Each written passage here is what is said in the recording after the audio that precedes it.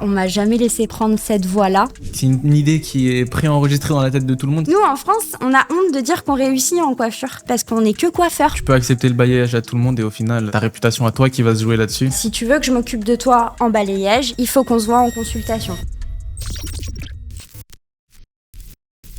Petit aparté rapide, aujourd'hui on parle de rentabilité et avec la crise que traverse la coiffure, c'est un vrai sujet. Moi je suis Roman Achacha, je suis le CEO de Dahlia Color et si je prends la parole ici, c'est parce que chez nous on défend les pros.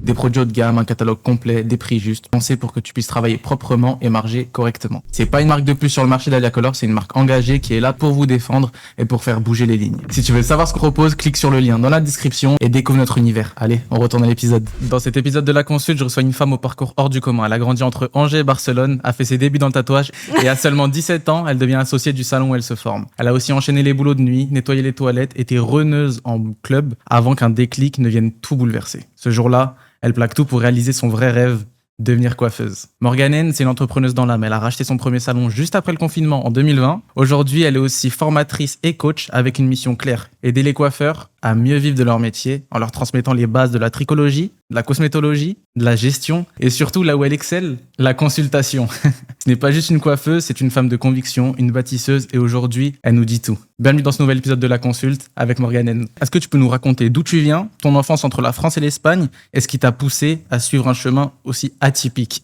Alors, je suis née à Angers, en France. Ouais. Je suis issue d'un remariage un peu tardif, des parents un peu âgés. Et quand mes parents étaient à la retraite, quand j'étais toute petite, on est parti vivre en Espagne, à côté de Barcelone. J'étais petite, je maîtrisais pas du tout l'espagnol, donc ça a été, tu vois, deux salles, deux ambiances en fait. Donc il a fallu que je m'adapte une première fois dans ma vie, toute petite. Et donc ça, je l'ai fait facilement quand t'es tout jeune, quand t'as 7-8 ans, tu vois, c'est facile de s'adapter. Ouais, c'est clair. J'ai été toujours une rebelle dans l'âme. J'ai toujours été en rébellion avec mes parents. Donc, j'ai fait du tatouage. J'ai bossé dans des bars, j'ai bossé dans des boîtes de nuit, j'ai récuré des chiottes. J'ai fait tout ce qu'il fallait pour réussir. Et ensuite, en fait, j'avais un rêve depuis toute petite, c'est d'être coiffeuse. Ouais. Je le disais même à mon grand-père quand je devais avoir 4 ou 5 ans. Plus tard, je serais coiffeuse. Et on m'a jamais laissé prendre cette voie-là. Donc, je l'ai prise après, plus tard. Et pour quelle raison, selon toi, on t'a pas laissé prendre cette voie-là? Chez moi, en fait, on valorise des métiers sérieux. Tu vois, type médecin, avocat, ingénieur. Ça, c'est sérieux. Mais la coiffure ou le tatouage, c'est pas sérieux chez moi. Ouais, je vois. Donc, mes parents, quand je leur ai dit que je voulais être coiffeuse, ils ont cru à une blague, clairement.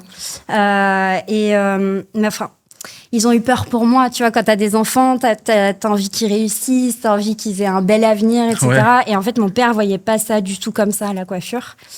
Mais je leur en veux pas parce que ils ont toujours été assurés d'un truc, c'est que je me repose jamais sur mes lauriers et que je construis toujours tout toute seule et je donne tout ce que j'ai pour réussir. Et je sais qu'aujourd'hui, ils sont fiers de moi. Donc ça, c'est le principal. C'est le principal. Vois, voilà. Et au niveau des études, toi, t'es allée jusqu'à où? Le bac, j'ai passé le bac. Okay. J'ai fait un an de beaux-arts, mais sans succès. Ouais. Parce que c'était pas mon truc, c'était pas ma vocation. Et puis un jour, un mec a repéré mes dessins au bic et il m'a dit, écoute, si t'es chaude, moi je te forme en tatouage. Et c'est comme ça que j'ai commencé mon apprentissage en tatouage, en fait. Et du coup, quand j'ai dit ça à mon père, il m'a dit, écoute, si tu fais du tatouage, la porte, elle est là. J'avais 16 ans. Je dis, ok, la porte, elle est là. J'ai pris la porte. Je suis partie de chez mes parents. Marc, le mec qui m'a appris à tatouer, en fait, il m'a pris sous son aile. Il m'a loué un appartement. Enfin, il m'a vraiment aidé. Le seul truc que j'avais à faire, c'était de trouver du boulot la nuit pour pouvoir bosser la journée au studio. Ok. Et c'est comme ça que j'ai fait du tatouage. T'es partie de 16 ans de chez tes parents pour commencer le tatouage. Ouais. Ok. Et quand t'as commencé le tatouage, par la suite, t'es devenue associée de ce salon de tatouage-là? Un an après. Un an après, ouais. Ok. Donc il m'a vraiment pris sous son aile. En fait, je lui ai dit... J'ai toujours dit ça, je veux réussir dans la vie, tu vois. Ça prendra le temps que ça prendra, mais je veux réussir dans la vie. Il m'a dit, si tu veux être sérieuse, si tu veux apprendre, moi, je vais t'apprendre. Donc, si tu veux progresser, il va falloir que tu mettes le nez dedans. Donc, la meilleure façon de mettre le nez dedans, c'était de devenir associé. Et en fait, il m'a fait ce qu'on appelle un crédit vendeur. Donc, en fait, j'avais moins de salaire parce qu'une partie de mon salaire servait à acheter des parts dans la société. Et ça a duré 10 ans. Et du coup, c'était à Barcelone, cette épopée. Oui, ouais. Cette épopée était à Barcelone. Et ensuite, à partir de quel moment, c'était quoi le déclic qui a fait que tu as plaqué tout ce monde-là du tatouage en étant associé de ce salon de tatouage pour te mettre dans la coiffure et ensuite revenir en France? Alors, avec le tatouage, j'ai beaucoup voyagé, etc. J'ai adoré ce milieu. Et un jour, j'ai mes parents qui m'ont appelé pour me dire que ma mère était malade. Ma mère a eu son premier cancer en 2017. Comme je t'ai dit, j'ai des parents assez âgés, donc j'avais un père qui faisait rien à la maison, une mère qui était malade comme jamais. Et donc, j'ai décidé de venir, parce que mes parents avaient déménagé en Bretagne, donc j'ai décidé de les rejoindre pour aider ma maman. On était un soir dans la chambre de ma mère, on aimait bien regarder des séries quand elle était malade. Et ma mère me dit, elle me regarde droit dans les yeux et elle me dit, tu sais ma fille, la vie elle est trop courte. Si t'as encore des rêves à réaliser, c'est maintenant ou jamais. Il m'a fallu une nuit, hein. J'ai pas dormi de la nuit quand elle m'a dit ça, parce que c'est perturbant, tu vois, quand t'as quelqu'un en face de toi qui fait preuve d'autant de résilience quand elle est malade et qui te sort quelque chose d'aussi fort. Ouais. Toute la nuit, j'y ai réfléchi, je suis redescendue le lendemain matin. J'ai regardé ma mère droit dans les yeux à mon tour et je lui ai dit, écoute maman, t'as raison, je vais réaliser mes rêves, j'ai toujours voulu être coiffeuse, je vais reprendre mes études. Donc j'ai repris mes études, j'ai fait un CAP en 1 an, j'ai bossé dans les bars de nuit, je suis retournée dans la nuit, tu vois, j'ai rebossé dans les bars de nuit la semaine. En même temps, c'est pas facile d'allier, faut quand même travailler, faut gagner son argent, donc il y a que la nuit que tu peux, si t'es à l'école la journée, il y a pas d'autres moyens. Il y a pas d'autres moyens, et puis j'étais expatriée avant, donc autant me dire que quand je suis revenue en France, j'ai eu le droit à rien. Donc, j'avais le droit à 70 € d'allocation logement. Ouais, ridicule, quoi. Il a fallu que je paye mon école, mes outils. Enfin, tu sais, comme c'est cher. Enfin, je pense que tout le monde le sait. Et j'avais pas d'autres moyens. Donc, bar de nuit la semaine, boîte de nuit le week-end. De toute façon, c'était un milieu que je connaissais. Donc, puis, je me suis occupée de ma maman aussi en parallèle. Ça n'a pas été facile, mais si c'était à refaire, je le ferais parce que j'étais au bon endroit à ce moment-là, tu vois. Je me suis sentie à ma place. Donc ça n'a pas de prix. Et du coup, tu as racheté ton premier salon juste après le confinement, en 2020. C'était combien de temps après que tu aies pris la décision déjà de changer de métier ? Alors, j'ai racheté mon salon, le premier salon, je l'ai acheté pendant le confinement. Pendant le confinement. C'est encore plus fou, en fait. Bon. Déjà qu'après, c'est un truc de fou. Alors, pendant, parce que mon mantra, c'est la peur n'évite pas le danger, tu vois. Donc, faut toujours y aller. Ce qu'on se disait tout à l'heure, c'est quand t'as une idée, développe-la, vas-y, parce que sinon... Pas regretter, sinon. C'est ça. En fait, pour la petite anecdote, je devais partir à LA. Je vais voir un pote avec qui j'avais déjà tatoué. Je devais partir en vacances chez lui. Le jour où on a été confinés. Donc, je suis venue à Paris pour prendre mon avion. Je suis arrivée à l'aéroport. On m'a dit, mais madame, on est confinés. Oh, non. La galère. Galère. Retour à l'envoyeur. Et en fait, ça se passait pas très bien dans le salon dans lequel je bossais comme apprentie parce que j'étais en première année de BP. Donc là, j'étais sur la fin de ma première année. Et puis, je me suis dit, tiens, vas-y, je vais regarder les salons de coiffure à vendre et tout, parce que j'avais envie de valoriser mon travail et j'avais envie de le faire à ma façon. Ouais.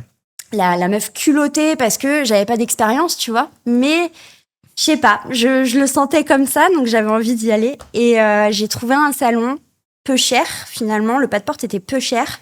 Et je me suis dit, pour une première affaire, ça le fait. Et c'est comme ça que j'ai racheté le salon.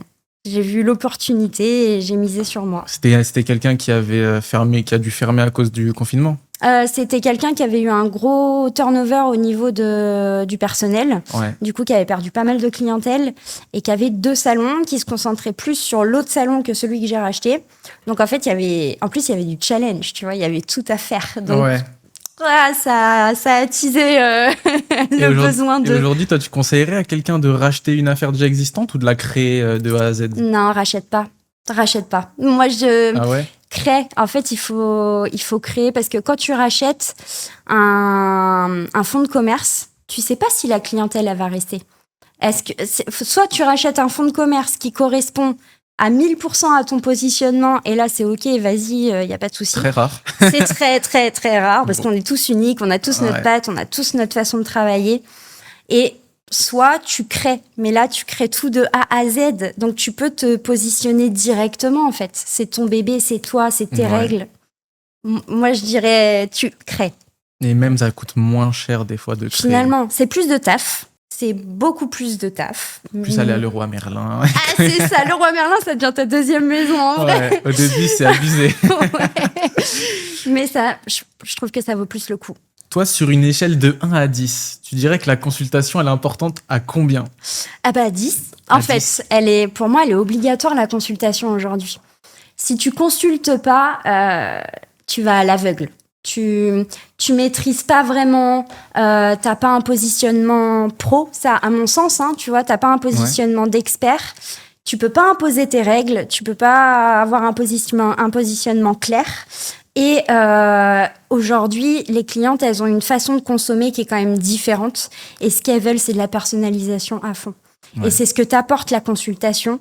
Elle t'apporte à toi la possibilité de personnaliser pour ta cliente et à ta cliente de la personnalisation à fond. Tu prends un temps avec elle, tu te poses, tu parles de tout. Enfin, ça dépend de quelle consultation tu vas faire avec elle, mais tu parles vraiment de tout. C'est un moment pour elle, pour vous, en fait. Parce que pour le coiffeur, ça te permet de travailler, mais tellement plus sereinement. Et en plus, c'est un levier financier, mais juste incroyable. Ouais, toi, tu factures la consultation. Je la facture. Faut la facturer. Ouais. C'est obligatoire. Mais tu la déduis ensuite de la presta ou pas du tout? Non, pas je du la tout. déduis pas. Il Ça faut pas marche. faire ça. Si tu la déduis, finalement, tu l'as pas facturée. Enfin, je pense comme ça, tu vois. Parce que tu vas la déduire, ok? Donc, admettons, ta consultation, elle dure une demi-heure.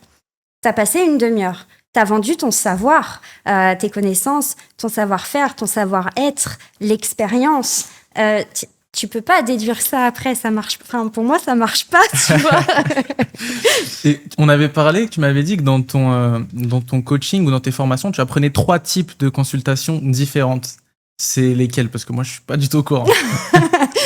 En fait, si tu veux, moi, je pratique 3 consultations et je me voyais pas apprendre aux autres juste une consultation basique. Et je me suis dit, dans ma formation, je vais mettre mes 3 consultations que je fais au salon. Donc, tu as la consultation routine qui est là pour toutes les clientes qui sont perdues dans leur routine, qui sont perdues dans leurs gestes, qui savent plus quel produit utiliser parce qu'aujourd'hui, il y en a tellement sur le marché. Ouais. Les clientes, elles sont perdues. Et en fait, de réserver une consultation qui est payante pour parler de routine, ta cliente, elle est déjà engagée. Donc, ta cliente, elle va investir dans une routine chez toi. C'est certain. C'est psychologique. C'est psychologique. En fait, elle se dit, j'ai déjà payé la consultation, je vais aller jusqu'au bout. C'est ça. Tu vois? Il suffit que tu la fasses correctement, ta consultation. Après, honnêtement, c'est du pain béni, tu vois. Et puis, tu as une satisfaction derrière quand ta cliente, elle te renvoie des messages et elle te dit, mais ça y est, j'ai une routine en béton. Regarde mes cheveux de princesse, quoi. C'est génial. Enfin, moi, je trouve ça top. C'est hyper gratifiant. Ouais.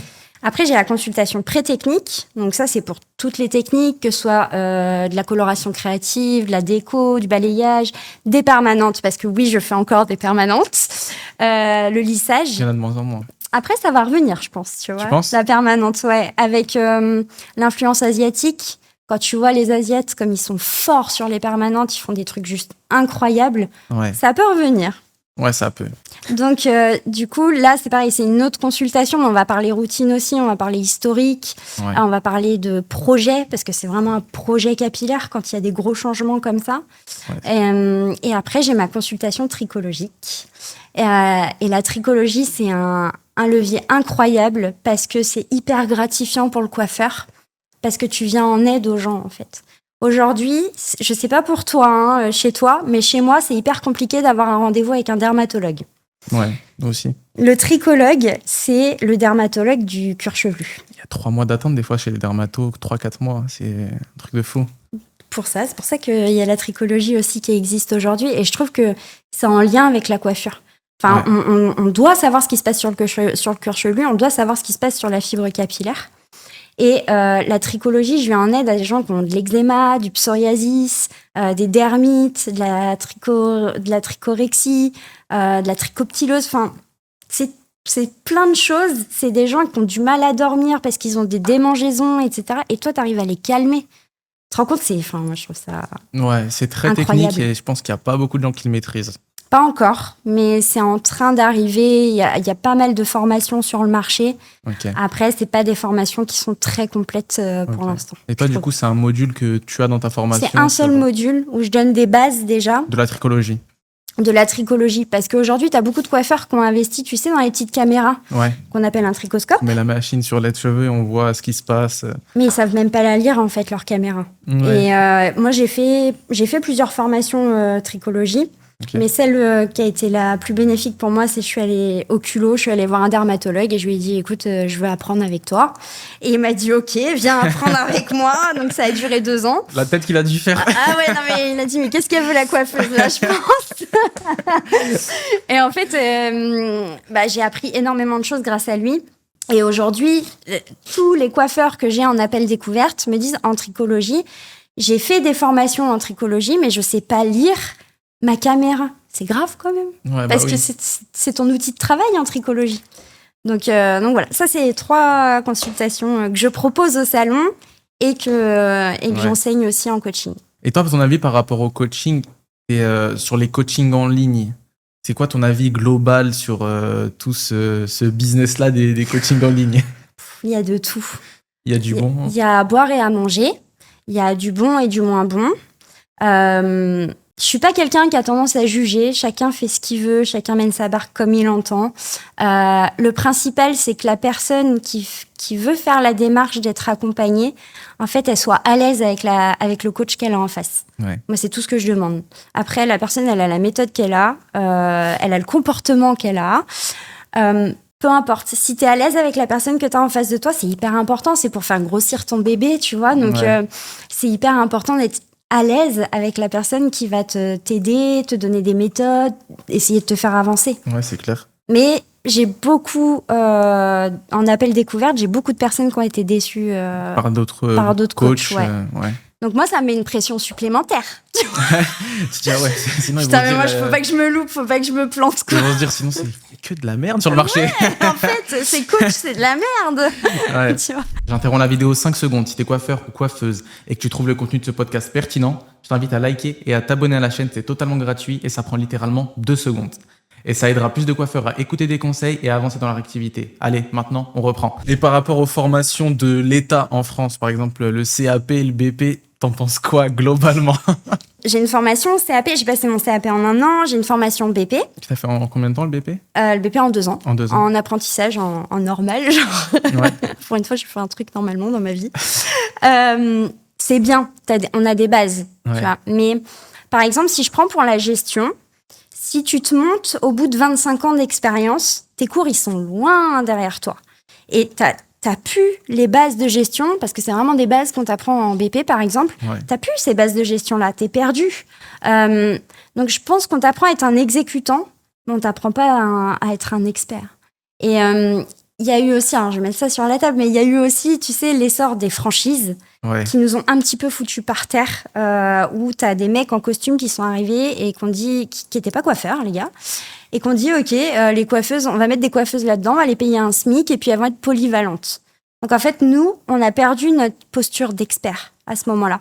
Avant, t'avais des coloristes, t'avais des coupeurs, Ouais. tu vois, t'avais des gens qui faisaient les brushings, t'avais des gens qui étaient au shampoing. Chacun avait son rôle, en fait, et son expertise. Et aujourd'hui, on est en train de retrouver ça. Parce qu'il y a de plus en plus de coloristes, il y a des tricologues, etc. Bah, les franchises, elles ferment pas mal. Hein. Bah oui. Tu vois les. Je veux pas avoir l'air de me réjouir, mais Ça se voit pas. Ça se voit pas, t'inquiète. Ouais, ça ferme pas mal. Franchement, je vois que ça ferme pas mal. moi, à Vannes, dans ma ville, tous les types coiffures ont fermé. Ouais, ça ferme comme ça, ouais, Trop de partout, de partout. Ouais. Enfin, voilà. Après, moi, c'est ma façon de penser. On a trop tapé sur notre métier. Aujourd'hui, il faut que ça change. On a besoin de ça. On a besoin de reprendre notre place, quoi. Quand tu regardes les vidéos, moi, j'adore les réseaux. Donc, quand je regarde les vidéos des coiffeurs aux États-Unis, ils ont quoi au bras, les coiffeurs aux États-Unis? Ouais, Ils n'ont pas des Apple Watch. Ils ont des Rolex. Ça pose le problème à personne, tu vois. Ouais. Nous, en France, on a honte de dire qu'on réussit en coiffure. Parce qu'on est mal perçu, parce qu'on n'est que coiffeur, finalement. C'est une idée qui est préenregistrée dans la tête de tout le monde qui se dit un coiffeur, bah, c'est juste un métier de. comment on dit, un métier de proximité, c'est quelque chose de Pourquoi un bidon coiffeur pour il eux, alors réussirait? que aux États-Unis, tu vois même les prix qu'ils affichent. Moi, je vois pour des coupes hommes, ça va jusqu'à 100, 200, 300 dollars pour une coupe de cheveux. Je me dis, mais wow. Alors, peut-être pas atteindre des niveaux comme ça, tu vois, mais au moins normaliser le fait qu'une coupe qui te prend 45 minutes en homme, bah, je suis désolée, 65 euros, tu vois, c'est bien C'est une payé. très bonne coupe. Ouais. Voilà.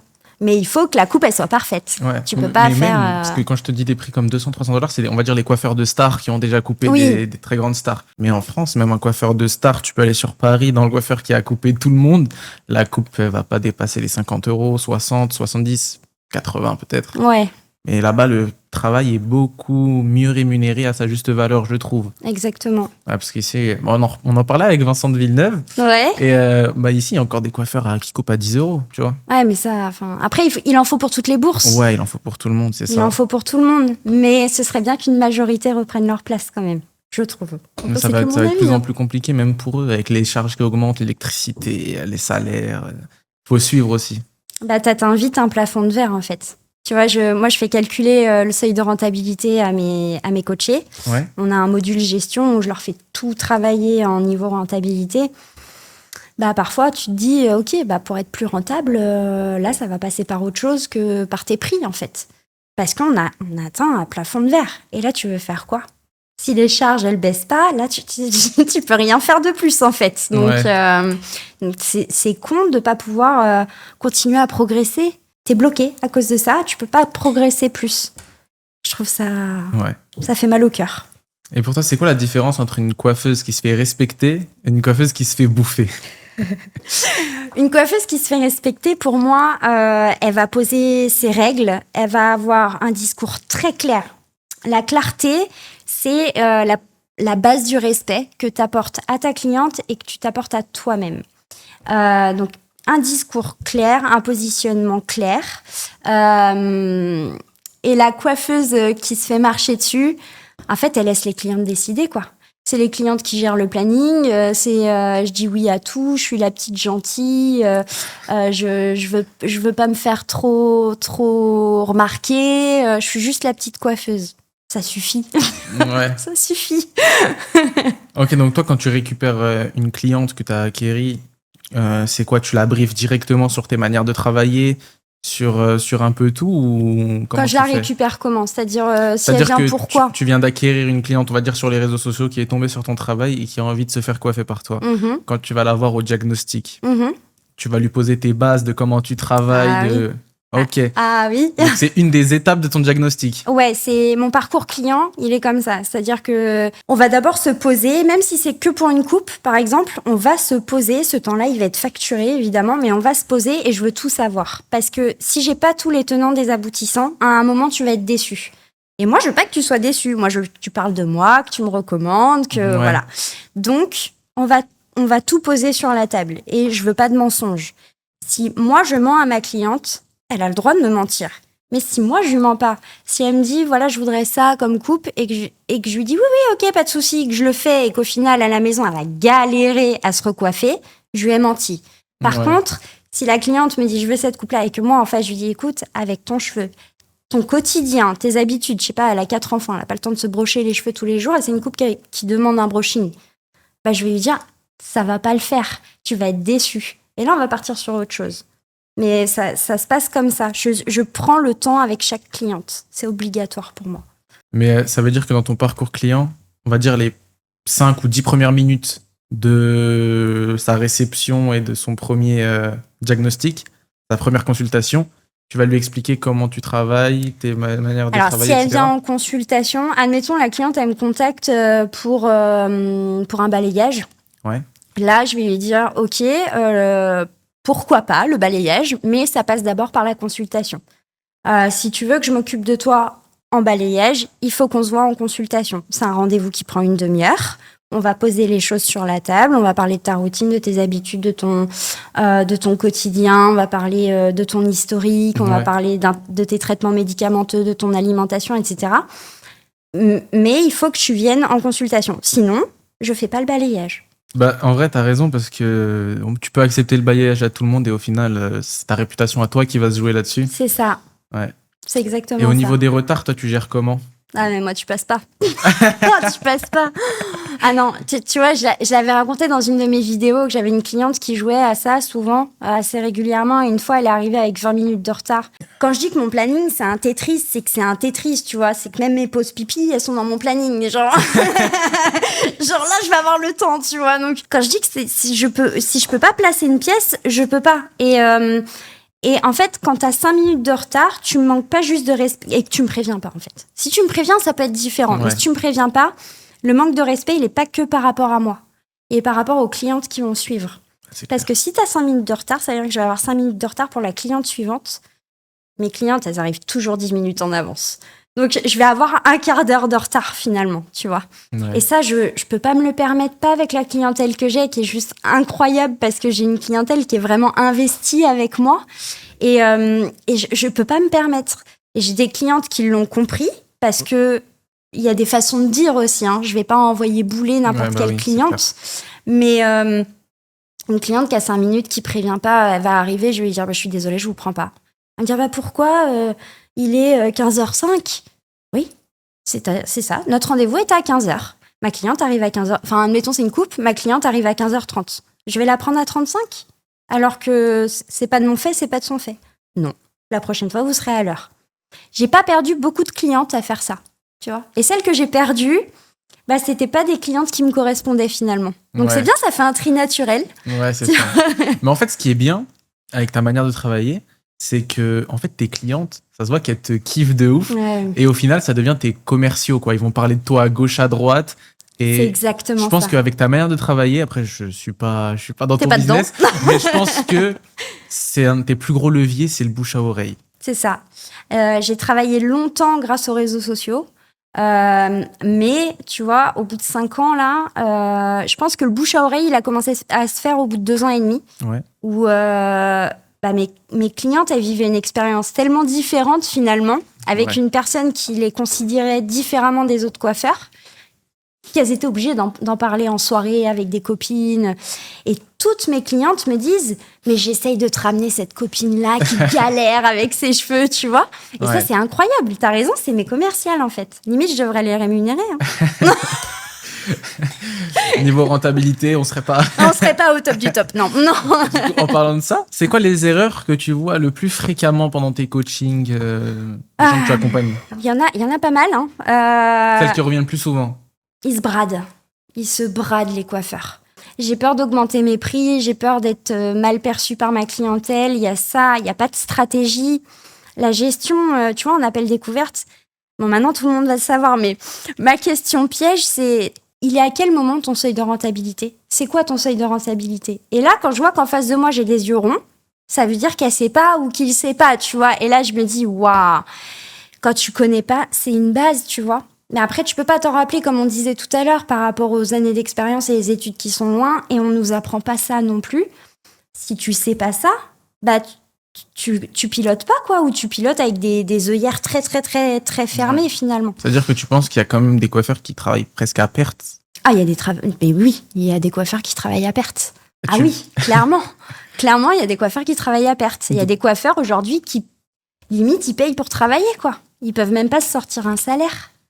Des gens que tu as en appel découverte. Que j'ai en appel découverte et que je peux pas aider, du coup, tu vois. Et ça, c'est dur parce que je peux pas les aider parce qu'ils ont pas les moyens de financer mon coaching. Ouais. Et ça, même si je fais des facilités de paiement, même si je m'adapte énormément, c'est très difficile de laisser passer quelqu'un, surtout quand tu sais qu'il y a un potentiel derrière. Et je pense notamment à une petite dame belge que j'aurais tellement aimé aider parce que elle est chez elle, elle a une vue sur un champ avec des chevaux et tout. Tu vois, il y a vraiment une atmosphère, il y a vraiment un potentiel. Sauf qu'aujourd'hui, elle se dégage pas de salaire et elle bosse complètement à perte, en fait. C'est limite, je te dis, si elle paye pas pour travailler. Mais selon toi, elle se dégage pas de salaire à cause de... Parce qu'elle se brade, comme on a dit, ou plutôt par un manque de clientèle ou... Il y a un peu de tout, là. Ouais. Il y a un mauvais positionnement. Il y a un manque de clientèle parce que y a un manque de positionnement, donc la communication n'est pas très bien faite, etc. Tu sais, quand tu es en privé, il faut vraiment être fort sur la communication. Ouais. j'ai fait un audit de sa société. Le plus dur pour elle, c'est une acheteuse compulsive. C'est-à-dire que j'ai rien contre vous les marques, hein, tu vois, mais quand il y a des promotions, Elle doit sauter dessus. eh ben, t'as combien de coiffeuses qui font ça, quoi? Ah, en ce moment, je suis désolée, hein, en ce moment, on a une promotion sur les poudres. Si tu m'en prends, je sais pas, moi, si tu m'en prends 10, il y en a 3 offertes. Ouais. Elles vont te prendre les 10. Et pourquoi tu fais ça? Est-ce que t'as vraiment besoin de poudre? Est-ce que sur ton agenda, t'as vraiment besoin de poudre, tu vois? À ce point-là, non. Enfin, tu vois ce que je veux dire? Et ça pose un gros problème aujourd'hui. Ouais, surtout si t'as des besoins en fond de roulement, si t'as pas énormément de trésor, acheter de la poudre juste pour la stocker, bon, t'as pas énormément de fonds, ça sert à rien de faire ça. Ça sert à rien. Achète au compte-gouttes, petit à petit, ce que t'as besoin. Flux tendu, c'est le secret. Enfin, moi, c'est comme ça que je vois les choses. Je suis toujours à flux tendu. Ouais. Un coup, je vais valoriser la revente. Un coup, je vais valoriser ma technique. Un coup, je vais valoriser mon bac. Mais je fais pas tout en même temps, tu vois. Ça te permet d'avoir une vue. Un faucon. Et dans ta formation, t'as aussi des modules en cosmétologie. Ouais. Qu'est-ce qu'un bon produit selon toi? Un bon produit, selon moi, je pense que c'est vraiment un produit qui est bien formulé, qui respecte sa promesse, tu vois. Et en gros, je pense que si tu as besoin de faire une masterclass à ta cliente pour lui expliquer le produit, c'est qu'il est mal conçu, en fait. Faut que le produit soit simple, qu'il n'y ait pas un bullshit marketing autour, tu vois. Enfin, il y a certaines marques dont je ne citerai pas le nom, mais qui te font des bullshit marketing incroyables. Genre, pour nos 50 ans, on va sortir cette gamme-là, elle est incroyable, etc. En fait, t'as déjà une autre gamme qui fait la même chose. Avec un nouveau nom, wow. Et en fait, c'est juste un nouveau nom, une nouvelle couleur. Une nouvelle bouteille, exactement. Ouais, c'est wow. ça. Et tu obliges les coiffeurs à prendre toutes les gammes aussi chez toi, tu vois, ça c'est pas... Les oblige, c'est-à-dire? Bah, t'as certaines marques qui sont en contrat avec certains coiffeurs et qui les obligent à prendre toutes les gammes chez eux. Si tu veux travailler avec eux, tu prends toutes les gammes. Non, c'est pas normal. C'est les grands groupes qui font... Ouais, je citerai pas. Je dirais pas ici. Les Bettencourt. Je tiens à ma vie. À 6h du matin, regarde devant ta porte. T'inquiète. Du coup, c'est quoi un produit qui est éthique pour toi? Parce qu'il y a beaucoup de gens qui demandent des produits éthiques, mais il y a peu de gens qui arrivent à décrire ce que c'est un produit éthique et qui pensent que c'est seulement un produit qui n'a pas été testé sur un lapin. Tu vois? Oui, bah vegan, quoi. Vegan, oui, c'est bien vegan. Un produit éthique, bah il va respecter le cheveu, il va respecter le cuir chevelu, il va respecter le pro et il va respecter l'environnement. Et je dirais que ça va pas être un produit trop margé, trop opaque ou éco-blanchi, tu vois. Ouais. Voilà. Et je dirais que c'est le produit d'une marque qui va tenir ses engagements et qui va pas tordre ses engagements pour vendre ses produits. Tu vois, c'est pas une marque qui va dire ok, moi je fais de l'éco-responsable, mais à côté j'ai des gammes qui sont dégueulasses en formulation et je te vends un peu des deux, tu vois. Et ça c'est non en fait, c'est non. Ok, est-ce que pour toi il existe encore des marques qui remplissent tous ces critères? C'est compliqué. Il y a des marques. J'ai pas envie de citer, mais il y a des marques qui remplissent certains critères. Enfin, si je vais citer quand même. Davines, tu vois, je connais pas à fond Davines, mais je suis en train de l'étudier là avec une de mes coachées en cosméto. Je suis assez séduite par Davines, par leurs engagements, par leur formulation, par leur cohérence de gamme.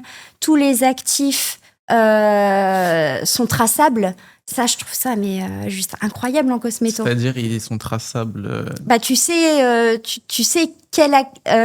comment je peux te dire ça? D'où vient chaque actif? D'où vient chaque actif, tu peux le tracer en fait. L'origine de l'actif. Et je trouve ça remarquable parce que t'as combien de marques aujourd'hui? Tu peux pas. Non, il y a des marques, tu sais même pas où est-ce qu'on sont fabriquées. C'est ça. Des fois, tu vois Made in UE. Voilà, mais où en UE, bah, devinette. Va savoir où. Après, il y a beaucoup de gens qui importent de la matière première, je vais dire de Chine par exemple. On va importer de la matière première de Chine, on va avoir une usine de remplissage, on remplit dans l'usine. Base blanche. Et je peux mettre Made in France. Ouais, c'est ça. Tu vois? Super. Ouais. Et je vends du Made in France alors que pas du tout. Ouais, non, mais c'est comme dans tout, en fait. C'est comme dans l'habillement, c'est comme dans la bagagerie, c'est... Dans tous les métiers, c'est comme ça aujourd'hui. Du moment que ton packaging il va être fait en France, tu as le droit de mettre... Made in France. Made in France. Alors c'est beau.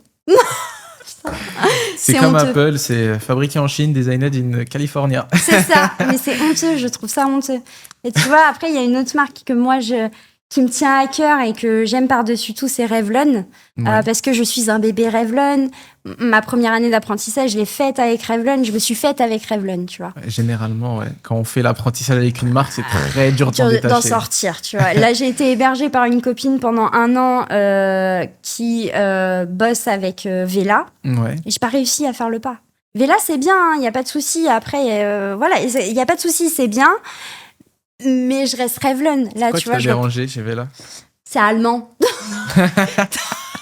Non, mais je veux dire, Vela, c'est allemand. Les pigments, ils sont allemands, tu vois. Ils sont présents, ils sont couvrants, Et moi, qui travaillais avec Revlon, qui sont des pigments italiens, c'est léger, c'est subtil, c'est sensuel. Parce que Vela, il n'y a pas toutes les couleurs qui sont fabriquées en Allemagne. Ouais, mais c'est couvrant quand même, Vela. Ouais, enfin, moi, de ce que j'en ai vu. Dans l'usine avec laquelle je travaille pour fabriquer nos colorations, ils fabriquent aussi certaines nuances pour Vela. Tu vois, ça veut dire qu'on a à peu près les... tu vois la Colestone de Vela? Oui. Et ben on a la même. D'accord. Sauf que eux, ils ont un tarif qui est plus cher parce qu'il y a une grosse main-d'œuvre à payer. C'est un énorme groupe en plus. C'est énorme, exactement. Vela, ouais. C'est pour ça que nous, on se permet d'avoir ce positionnement-là vis-à-vis du coiffeur. Mais ouais, au niveau des Colestone, bah, on est quasi pareil, tu vois. Ah, mais tu vois... Je m'y suis pas retrouvée, moi. T'as pas... Je me suis pas retrouvée dedans du tout. Je dirais que la seule gamme dans laquelle je me suis retrouvée, c'est Shinefinity, quoi. Ah ouais? Enfin, plus léger, plus transparent, plus subtil. Ouais. Mais sinon, même Color Touch et tout, je m'y suis pas retrouvée. C'est peut-être le taux de mélange aussi qui est différent de Revlon. Ouais, et puis je trouve que oui, bah Vela, ça... putain, on est là-dedans. Vela, ça coûte plus cher, tu vois. Ouais. Quand t'es obligé de faire des mélanges 1 pour 1 au lieu de faire des mélanges 1 pour 1,5, ben ça te coûte plus cher au final. T'en prépares plus. Ouais, non, j'ai pas adhéré. Après, c'est une très bonne marque et c'est pas pour rien qu'il existe plusieurs marques. C'est que tu vas être fait pour telle ou telle marque. Ouais. Et c'est OK, tu vois. Enfin, je suis pas là pour taper sur qui que ce soit. Et Revlon, j'aime beaucoup aussi parce qu'ils ont toute une gamme éco-responsable qui est vraiment éco-responsable où là, ils tordent pas leurs engagements, tu vois, pour vendre. Ouais. Et moi qui fais de la tricologie, ils ont toute cette gamme, elle est tournée autour du bien-être du cuir chevelu. Et pour moi, c'était important, ça aussi. Et c'est un peu grâce à eux que je me suis tournée vers la tricologie aussi. De toute façon, il y a beaucoup de coiffeurs qui font du multimarque.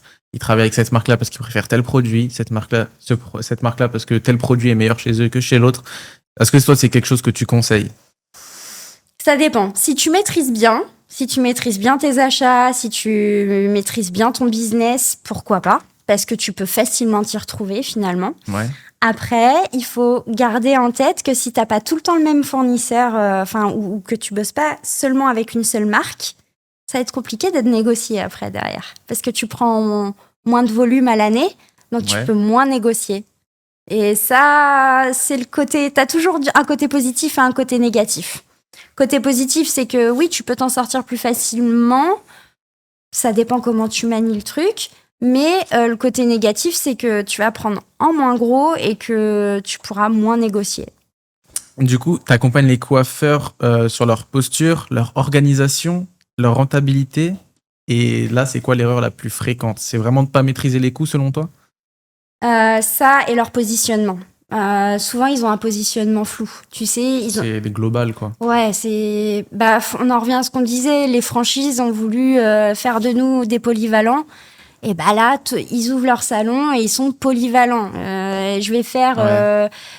on adore les petites mamies, hein, mais je vais faire de la petite mamie toutes les semaines. Enfin, voilà. C'est trop flou. Aujourd'hui, on a besoin de clarté. Et je suis sûre qu'il y a un truc qui te fait plus kiffer. Et je suis sûre qu'il y a un truc où tu seras meilleur. Et va là-dedans, quoi. Fais-toi kiffer, en fait. Donc toi, tu préconiserais plus d'être expert dans un certain domaine plutôt que... Oui, okay. Après, tu vois, je fais des coups-pommes aussi, hein. Mais mes dégradés, ils sont pas à la hauteur de mes balayages. Mais mes clients, ils le savent. Mais toi, tu te positionnes plus en tant qu'expert en consultation. consultation. Moi, c'est la consultation qui Ouais. me fait kiffer, clairement. Donc, c'est que mon positionnement, il est là. Ouais, bah c'est ta force. Ouais, c'est ça. C'est ça. Donc, si tu devais dire une seule vérité à une personne qui débute dans la coiffure, ce serait quoi? Sois curieux, fais des recherches de ton côté, aiguise ta curiosité à fond, n'écoute pas tout le monde, écoute-toi avant d'écouter les autres, Ouais. et fais-toi kiffer, voilà, tout simplement. Mais sois curieux et sois avant-gardiste, hyper important, différencie-toi. Ça Voilà. On dit qu'il faut apprendre des erreurs des autres. Quelles erreurs de ton parcours veux-tu que les coiffeurs apprennent? Eh ben, d'avoir été trop gentil, d'avoir dit oui à non, d'avoir dit oui à tout, pardon, ce qu'on dit depuis tout à l'heure en fait, d'avoir Ouais. eu un positionnement flou, d'avoir été celle qui veut pas gêner, qui se fait discrète, alors que tu me regardes, je suis pas quelqu'un de discret en fait, donc j'ai voulu, voilà, je veux arrêter de vous cacher et soyez vous-même. Pour finir, après chaque fin de podcast maintenant, j'ai décidé d'offrir 300 € de produits Dahlia Color au commentaire qui sera le plus liké sous la vidéo. Donc abonnez-vous, mettez un commentaire et le commentaire qui sera le plus liké, on lui enverra 300 € de produits Dahlia Color. Et nous, ce qu'on fait maintenant, on va te demander à toi d'offrir un cadeau à quelqu'un de la communauté. Est-ce que tu as quelque chose à leur offrir? J'ai bossé comme une ouf pour faire un e-book. Donc en fait, je suis OK à offrir un e-book avec vraiment des rudiments de consultation et ma façon de voir la consultation. En fait, c'est vraiment un mini e-book. Mais j'y ai mis mon cœur quand même. Donc c'est vraiment un mini e-book où t'as mes rudiments. Ouais. Et après, si t'as envie d'aller plus loin, tu vas plus loin avec moi. Ça marche. Et comment est-ce qu'on peut avoir ce e-book? Tu m'envoies un DM sur Insta, tu peux me contacter via mon mail, si tu mets mon mail en dessous du podcast. Ouais. Voilà. Ok, on mettra ton Instagram et ton mail, il va s'afficher dans la description de la vidéo. En tout cas, moi, je te remercie d'être venu. Merci Ça à m'a fait toi. très plaisir. Vraiment. Je pense que là, on pouvait encore parler pendant une petite heure, mais Carrément. il n'y a plus le temps. En tout cas, je te remercie d'être venu. J'ai un petit cadeau pour toi. Ouh. Trop bien. Du coup, je t'offre notre gamme D18 de chez Dahlia Color. C'est la dernière gamme qu'on a sortie. Du coup, c'est un système de réparation aux peptides. Donc, avec le spray Mist Pro, qui est le spray pré-technique qu'on fait avant technique pour minimiser la casse.